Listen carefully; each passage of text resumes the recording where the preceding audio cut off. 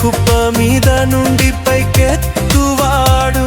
దరిద్రుడునైనా నన్ను ధనవంతునిగా చేయుటకు దిగి వచ్చినాడు. దరిద్రులను లేవనెత్తువాడు, పెంట కుప్ప మీద నుండి పైకెత్తువాడు.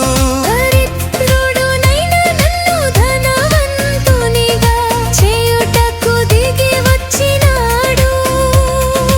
యెహోవా నామం స్తుతి నొందదగినది, యెహోవా నామం స్తుతి నొందదగినది. యెహోవాను స్తుతించెదము, ఆయన సైనికులైన మనము ఆయనను ఘనపరచెదము.